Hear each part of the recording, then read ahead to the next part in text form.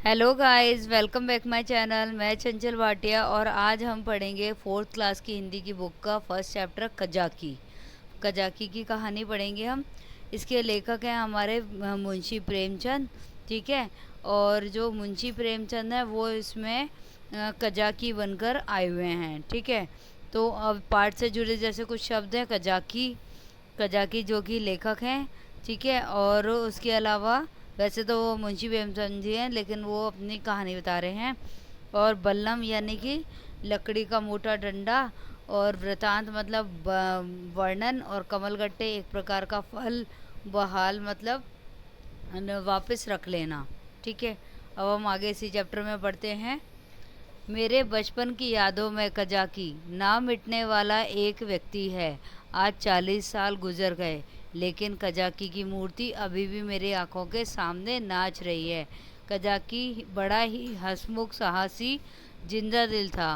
वह रोज शाम को डाक का थैला लेकर आता और रात भर रहता, और सवेरे डाक लेकर चला जाता। शाम को फिर उधर से डाक लेकर आ जाता। एक दिन मैं दिन भर उसकी राह देखा करता। ठीक है। वह कभी मुझे कंधों पर बैठाकर मैदान की सैर कराता या फिर कहानियाँ सुनाता। लेकिन एक दिन कजाकी को आने में देर हो गई। ठीक है। कजाकी को आने में देर हो गई, डाक का थैला लाने में। मैं सूरज डूबने तक उसकी राह देखता रहा, लेकिन वह दूर दूर तक दिखलाई नहीं पड़ा। कुछ देर काफ़ी देर बाद अचानक मुझे झुनझुन की आवाज़ कानों में सुनाई देने लगी आई।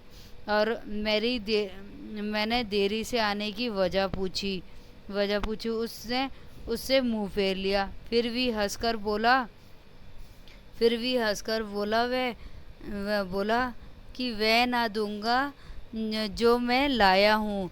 मैंने उसकी छाती से चिपटा हुआ दो आंखें चमकी हुई देखी। कजाकी के पास एक हिरन का बच्चा था। ये देखो जैसे पिक्चर में दिखाया हुआ है। कजाकी के पास एक हिरन का बच्चा था। मैं खुशी से झूम उठा। फिर मैं पर झूम उठा पर मेरे लिए हिरन का बच्चा लाने की वजह से उसे डाक का थैला लाने में उसे देर हो गई। बाबूजी उस पर बहुत गुस्सा हुए। उन्होंने कजाकी से देरी से आने का कारण पूछा।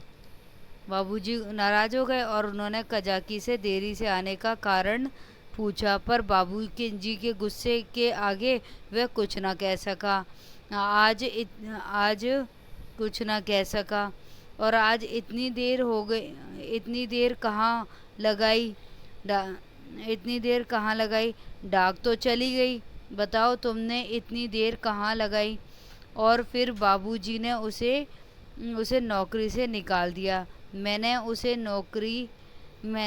रोकने की बहुत कोशिश की, पर उसके पीछे पीछे भी गया, लेकिन उसे जाने से ना रोक सका। घर जाकर मैं अम्मा के आगे बिलक बिलक कर रोया। मैंने रोते हुए बड़ी मुश्किल से अम्मा को बताया कि बाबूजी ने कजाकी को नौकरी से निकाल दिया है।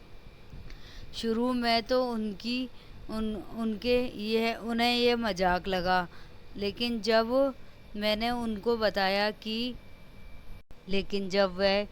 जब मैंने यह बताया कि कजाकी यह कहकर गया है कि अम्मा जी से मेरा कहा सुना माफ़ करें कहना, तब जाकर उन्हें मेरी बात पर विश्वास हुआ। उन्होंने बाहर जाकर कजाकी को कई बार आवाज़ लगाई, पर वह नहा था। दूसरे दिन ही दूसरे दिन दूसरे दिन जब हिरन के साथ मैं खेलता रहा। पूरा दिन भर खेलता रहा। जब दिन बीत गया तो पता ही नहीं चला कि दिन बीत गया। और शाम होते होते मैं कजाकी का इंतज़ार करने लगा। वह भूखा मर रहा होगा, यही सोचकर मैं घर आया और मैंने छिपकर टोकरी से आटा निकालकर कजाकी के लिए लेकर गया। तभी वहाँ पर जब कजाकी के लिए मैं आटा लेकर गया तो तब तक कजाकी भी आ चुका था। मैंने उसे आटा देने की कोशिश की तो उसने कहा, भैया क्या रूखी रोटियां ही खाऊंगा, दाल नमक घी और तो कुछ नहीं है। मुझे अपनी भूल पर बड़ा पछतावा हुआ। मैंने सोचा नहीं था कि बेचारा सूखी रोटी कैसे खाएगा। कि फिर मैंने कुछ किताब के अंदर पैसे जमा कर रखे थे, पैसे कर रखे थे। तो मैंने सोचा कि इससे उनको कुछ सहायता मिलेगी। तो मैं दौड़कर सारे पैसे अंदर जाकर दौड़कर सारे पैसे लेकर आया। तो फिर लेकिन वह चला गया था। आटे की बनी लकीर के कारण मेरी चोरी पकड़ी गई।